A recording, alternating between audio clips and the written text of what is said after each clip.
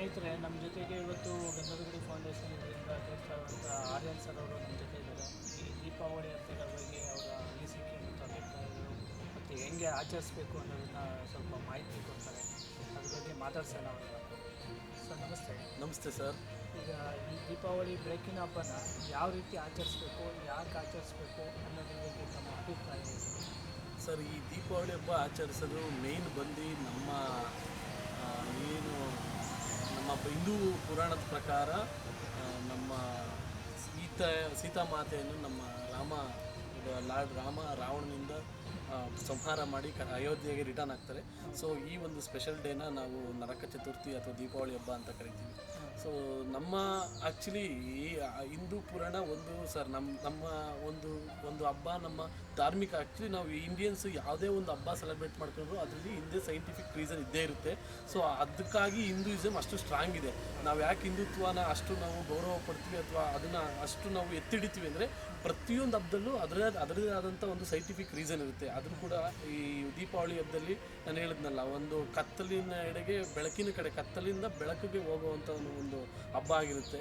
So ಆಮೇಲೆ victory ಕೂಡ ನಮ್ಮ ಇವರು ಶ್ರೀರಾಮಚಂದ್ರ ನಮ್ಮ ದೇವರು ಸೀತೆಯನ್ನು ರಾವಣನಂತ ರಾಕ್ಷಸನ್ನ ಸಂಹಾರ ಮಾಡಿ ನಮ್ಮ ಅಯೋಧ್ಯೆಗೆ ರಿಟರ್ನ್ ಆಗ್ತಾರೆ. ಸೊ ಅದರದ ಒಂದು ಅದನ್ನು ಒಂದು ವಿಕ್ಟ್ರಿನ ಕೂಡ ನರಕ ಚತುರ್ಥಿ ಅಂತ ಅಂದರೆ ಕೆಟ್ಟದನ್ನ ಸಂಹಾರ ಮಾಡಿ ಒಳ್ಳೆಯದ್ರ ಕಡೆಗೆ ಹೋಗೋದು. ಅಂದರೆ ದೀಪಾವಳಿ ಅನ್ನೋ ಹಬ್ಬದಲ್ಲಿ ದೀಪ ಅಂತ ಇದೆ. ಅಂದರೆ ಫಾರ್ ಎಕ್ಸಾಂಪಲ್ ನಮ್ಮ ಒಂದು ಸುತ್ತಮುತ್ತಲ ನೆಗೆಟಿವ್ ಎನರ್ಜಿನ ಡೆಸ್ಟ್ರಾಯ್ ಮಾಡಿ ಪಾಸಿಟಿವ್ ಎನರ್ಜಿಗೆ ಕಾಲಿಡೋದನ್ನೇ ದೀಪಾವಳಿ ಹಬ್ಬ ಅಂತ ಕರಿತೀವಿ. ಈ ಹಬ್ಬದ ವಿಶೇಷ, ಪ್ರತಿಯೊಬ್ಬರು ಮನೇಲೂ ಕೂಡ ದೀಪನ ಹಚ್ತೀವಿ. ಅಂದರೆ ಅಂಧಕಾರನ ತೊಲಗಿಸ್ತೀವಿ, ದೀಪನ ಬೆಳಗಿಸ್ತೀವಿ. ಸೊ ಮಕ್ಕಳು ಎಸ್ಪೆಷಲಿ ಮಕ್ಕಳು ತಮ್ಮ ಒಂದು ಪಟಾಕಿ ಹೊಡೆಯುವಂಥ ಟೈಮಲ್ಲಿ ಹೊಡಿರಿ, ಯಾವುದೇ ಕಾರಣಕ್ಕೂ ಯಾರಿಗೂ ಹಾನಿ ಆಗದಂತೆ. ಈಗ ಫಾರ್ ಎಕ್ಸಾಂಪಲ್ KR ಹಾಸ್ಪಿಟ್ಲಲ್ಲಿ ಬೆಡ್ಗಳು ರೆಡಿ ಮಾಡ್ಕೊಂಡಿದ್ದಾರೆ, ಅಂದರೆ ಮುಂಚಿತವಾಗಿ ರಿಸರ್ವ್ ಮಾಡಿದ್ದಾರೆ, ಏನೋ ಒಂದು ಹಾನಿ ಆಗಬಾರ್ದು ಅಂತ. ಅದನ್ನು precautions is better than cure ಅನ್ನಂಗೆ ಯಾರು ಕೂಡ ಹಾನಿಗೆ ಒಳಗಾಗಬೇಡಿ, ಸೌಂಡ್ ಬರೋ ಪಟಾಕಿ ಹೊಡಿಬೇಡಿ. ಏನಕ್ಕೆ ಅಂದರೆ ಆ ಸೌಂಡಿಂದ ನಾವು ಎಂಜಾಯ್ ಮಾಡಿದ್ರೆ ಅದರಿಂದ ಪ್ರಾಣಿ ಪಕ್ಷಿಗಳು ಕೂಡ ತುಂಬ ಸಫರ್ ಪಡ್ತವೆ.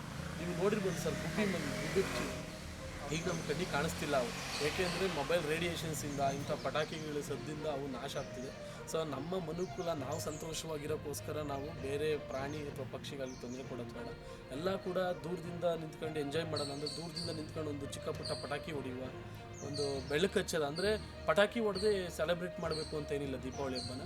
ಒಂದು ಬೆಳಕು ದೀಪ, ಮಾಮೂಲಿ ಎಣ್ಣೆ ಹಚ್ಚಿ ಒಂದು ಬತ್ತಿ ಹಚ್ಚಿ ದೀಪ ಬೆಳಗಿ ಕೂಡ ಸೆಲೆಬ್ರೇಟ್ ಮಾಡ್ಬೋದು. ಸೊ ಆ ಥರ ಮಾಡೋದು ಉತ್ತಮ ಅಂತ ಹೇಳ್ತೀನಿ ಸರ್. ಮತ್ತು ಏನಂದರೆ ಈ ಹಬ್ಬ ಆಚರಿಸೋದ್ರಿಂದ ಏನು ಜನಗಳಿಗೆ ಯಾವ ರೀತಿ ಸಿಗುತ್ತೆ, ಒಂದು ಜೀವನದಲ್ಲಿ ಒಂದು ಖುಷಿಯಾಗಲಿ, ಒಂದು ಮುಂದೆ ಸಂತೋಷ ಆಗಲಿ, ಆಮೇಲೆ ಏನಕ್ಕೆ ಆಚರಿಸ್ಬೇಕು ಇದನ್ನು ಅನ್ನೋದ್ರ ಬಗ್ಗೆ ತಮ್ಮ ಅಭಿಪ್ರಾಯ? ಸರ್, ಹೇಳಿದ್ನಲ್ಲ, ನಮ್ಮ ಹಿಂದೂ ಪುರಾಣದ ಪ್ರಕಾರ, ನಮ್ಮ ಹಿಂದೂ ಒಂದು ಆಚರಣೆ ಪ್ರಕಾರ ಪ್ರತಿಯೊಂದು ಹಬ್ಬದಲ್ಲೂ ಒಂದು ಸೈಂಟಿಫಿಕ್ ರೀಸನ್ ಇದೆ. ಸೊ ಅದನ್ನು ಹೇಳ್ತಾ ಹೋದರೆ ಹೇಳಿದ್ನಲ್ಲ, ಮಾಮೂಲಿ ಅಂಧಕಾರ ಹೋಗಿಸಿ ನಮ್ಮ ಒಂದು ಹೊಸ ಜೀವನದ ಕಡೆ ಒಂದು ಬೆಳಕಾಗಿ ಮಾರ್ಗದರ್ಶನ ಆಗಿರುತ್ತೆ. ಫಾರ್ ಎಕ್ಸಾಂಪಲ್, ನಾವು ರಾತ್ರಿ ಮಲಗ್ತೀವಿ, ಕತ್ಲೆ ಇರುತ್ತೆ, ಬೆಳಗ್ಗೆ ಎದ್ದ ತಕ್ಷಣ ಬೆಳಕಿರುತ್ತೆ, ನಮ್ಮ ಕೆಲಸ ಕಾರ್ಯ ಸ್ಟಾರ್ಟ್ ಮಾಡ್ತೀವಿ. ಅದೇ ಥರ ಈ ಒಂದು ನಮ್ಮ ಒಂದು ಜೀವನದಲ್ಲಿ ಅಂಧಕಾರ ಅನ್ನೋದು ತೊಲಗಿ ಒಂದು ಪರಿಶುದ್ಧವಾದ ಒಂದು ಬೆಳಕನ್ನು ಒಂದು ಮೂಡಿಸಿ ಒಂದು ಹೊಸ ಥರದ ಜೀವನ. ಈಗ ಫಾರ್ ಎಕ್ಸಾಂಪಲ್, ಎಲ್ಲರ ಜೀವನದಲ್ಲೂ ಒಂದು ಏಳು ಬೀಳು ಆಗ್ತಾ ಇರ್ತದೆ.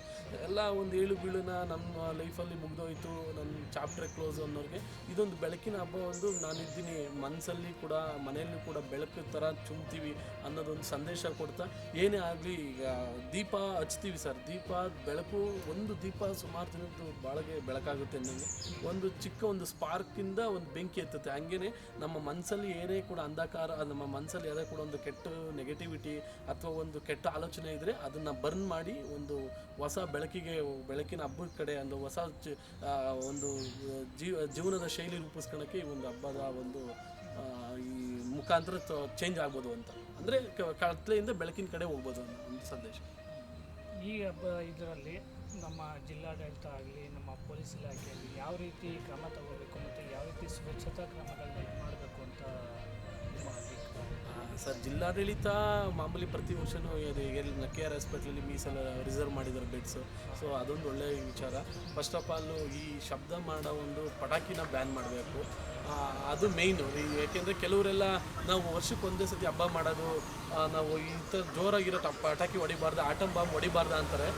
ವರ್ಷಕ್ಕೆ ಒಂದೇ ಸತಿ ಹಬ್ಬ ಆಚರಣೆ ಮಾಡಿದ್ರು ಒಂದು ಸತಿ ಕಣ್ಣು ಕಳ್ಕೊಂಡ್ರೆ ಲೈಫ್ ಲಾಂಗು ಅದು ಡ್ಯಾಮೇಜು.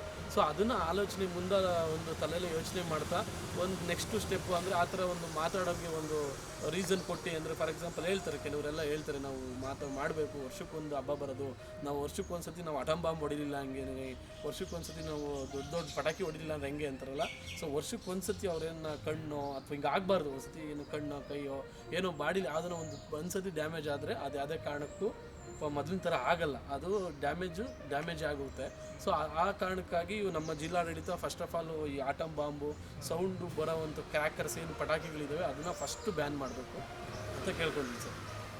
ಮತ್ತು ಈಗಿನ ಯುವಜನತೆಯಲ್ಲಿ, ಈಗಿನ ಸಾರ್ವಜನಿಕ ಜನಗಳಾಗಲಿ ಈ ಹಬ್ಬಗಳನ್ನ ಆಚರಿಸ್ತಾ ಇದ್ದಾರಾ ಇಲ್ವಾ? ಈಗ ಅವರಿಗೆ ಇದ್ರ ಬಗ್ಗೆ ಯಾವ ರೀತಿ ಅರಿವು ಮೂಡಿಸ್ಬೇಕು ಅಂತ ನಮ್ಮ ಸಂಸ್ಕೃತಿ ಬಗ್ಗೆ ಇದು ಮಾಡಲಿಕ್ಕೆ ಸರ್ ಏನಿಲ್ಲ, ಆ್ಯಕ್ಚುಲಿ ಪ್ರತಿಯೊಬ್ಬರು ನಾನು ಹೇಳಿದ್ನಲ್ಲ, ಇನ್ನು ಪದೇ ಹೇಳ್ತೀನಿ, ನಮ್ಮ ಹಿಂದೂದಲ್ಲಿ ಒಂದು ಏನು ಸರ್, ಈ ಸಮಯದಲ್ಲಿ ನಮಗೆ ಈ ಬಿಡುವಿನ ಇದರಲ್ಲಿ ನಮಗೆ ಒಂದು ಟೈಮ್ ಕೊಟ್ಟು ಈ ಒಂದು ನಮಗೆ ಕಾರ್ಯಕ್ರಮಕ್ಕೆ ಇದು ಮಾಡಿಕೊಟ್ಟಂಥ ಇಂಟ್ರೂ ಕೊಟ್ಟಂಥ ತಮಗೆ ಧನ್ಯವಾದಗಳು. Thank you sir. ನಿಮಗೆ ದೀಪಾವಳಿ ಹಬ್ಬದ ಶುಭಾಶಯಗಳು. Thank you sir. ತಮಗೂ ಕೂಡ, ಮತ್ತು ತಾವು ಒಂದು 9 ನ್ಯೂಸ್ ಮೈಸೂರು ಅಂತ ಒಂದು 11 ನ್ಯೂಸ್ ಸರಿ ತಮಗೂ ಕೂಡ 11 ನ್ಯೂಸ್ ಮೈಸೂರು, ತಮಗೂ ಕೂಡ ಒಂದು ಮೈಸೂರಿನಲ್ಲಿ ಒಂದು ಅದ್ಭುತವಾದ ಕಾರ್ಯಕ್ರಮವನ್ನು ನಡೆಸ್ಕೊಳ್ತಿದ್ದೀರಾ, ಒಂದು ಸಮಾಜಕ್ಕೆ ಒಂದು ಒಳ್ಳೊಳ್ಳೆ ಸಂದೇಶ ಕೊಡಿಸ್ತಿದ್ದೀರಾ. 11 ನ್ಯೂಸ್ ಮೈಸೂರಿಗೂ ತಮಗೂ ಕೂಡ ಮೈಸೂರು ಪರವಾಗಿ, ಮೈಸೂರಿನ ಜನತೆ ಪರವಾಗಿ ದೀಪಾವಳಿ ಹಬ್ಬದ ಶುಭಾಶಯಗಳು. ತಾಯಿ ಚಾಮುಂಡೇಶ್ವರಿ ಎಲ್ರಿಗೂ ಒಳ್ಳೇದು ಮಾಡಿ, ಎಷ್ಟು ಒಳ್ಳೇದು ಮಾಡಲಿ ಅಂದರೆ ನಮ್ಮ ರವಿ ಬಸರು ಸರ್ ಹೇಳಿದ್ರೆ, ಬೇರೆಯವ್ರಿಗೆ ಕೆಟ್ಟದ್ದು ಆಲೋಚನೆ ಮಾಡೋಕ್ಕೆ ಯೋಚನೆ ಕೂಡ ಇರಬಾರ್ದು, ಅಷ್ಟು ಒಳ್ಳೇದು ಮಾಡಲಿ, ಎಲ್ರಿಗೂ ಒಳ್ಳೇದಾಗಲಿ. ಎಲ್ಲರೂ ಕೂಡ ಒಂದು ಮತ್ತೊಮ್ಮೆ ಬೆಳಕಿನ ಹಬ್ಬ ದೀಪಾವಳಿ ಹಬ್ಬದ ಶುಭಾಶಯಗಳು. ಎಲ್ಲರೂ ಕೂಡ ತಮ್ಮ ಮನೆಯಲ್ಲಿ ದೀಪ ಬೆಳಗೋ ಮುಖಾಂತರ ದೀಪಾವಳಿ ಆಚರಣೆ ಮಾಡಿ. ಯಾರು ಕೂಡ ಮಕ್ಕಳು ಕೈಗೆ ದೊಡ್ಡ ದುಡ್ಡಿದೆ ಅಂದರೆ ಪಕ್ಕದ ಮನೇಲಿ ಹೊಡಿತಾವ್ರೆ, ನಾವು ಅವ್ರಿಗಿಂತ ದೊಡ್ಡ ಪಟಾಕಿ ಹೊಡೆಯೋಣ ಅಥವಾ ಅವ್ರಿಗಿಂತ ದೊಡ್ಡದಾಗಿ ಆಡಂಬರ ಮಾಡೋಣ ಅಂತ ಅವ್ರು ಕಂಪೇರ್ ಮಾಡ್ಕೊಂಡು ತಮ್ಮ ಮಕ್ಕಳನ್ನ ಅದೇ ರೀತಿ ಆಡಂಬರದ ಜೀವನಕ್ಕೆ ಒಳಪಡಿಸ್ಬೇಡಿ. ಒಂದು ಚಿಕ್ಕದಾಗಿ ಒಂದು ಪುಟ್ಟದಾಗಿ ದೀಪ ಹಚ್ಚಿ ಒಂದು ಎಣ್ಣೆ ಬಿಟ್ಟು ಆ ಬೆಳಕಲ್ಲಿ ಒಂದು ಹಬ್ಬನ ಸೆಲೆಬ್ರೇಟ್ ಮಾಡಿ. ಎಲ್ರಿಗೂ ಒಳ್ಳೆಯದಲ್ಲಿ. ತಾಯಿ ಚಾಮುಂಡೇಶ್ವರಿ ಮತ್ತೊಮ್ಮೆ ಎಲ್ರಿಗೂ ಈ 9 ನ್ಯೂಸ್ ಮೈಸೂರು ಈ 11 ನ್ಯೂಸ್ ಮೈಸೂರು ಮುಖಾಂತರ ಎಲ್ಲರೂ ದೀಪಾವಳಿ ಹಬ್ಬದ ಶುಭಾಶಯನ ಕೇಳ್ತೀವಿ. Thank you so much sir. Thank you. ನಮ್ಮ ರಜಿತ್ ಅವರು ಈ ಗಂಧದ ಗುಡಿ ಇದ್ರದ್ದು ಅಧ್ಯಕ್ಷರಂತ ಅವರು ಮಾತಾಡಿದ್ರು. ಇದ್ರ ಬಗ್ಗೆ ಇಷ್ಟೆಲ್ಲ ನಡೆಸ್ಕೊಟ್ಟಂಥ ಚೀಫ್ ರಿಪೋರ್ಟರ್ ಆದಂಥ ಮಲ್ಲೇಶ್ ವಿತ್ ಕ್ಯಾಮ್ರಾಮನ್ ಸುಬ್ರಹ್ಮಣ್ಯ ಅವರೊಂದಿಗೆ 11 ನ್ಯೂಸ್ ಆಫ್ ಮೈಸೂರು.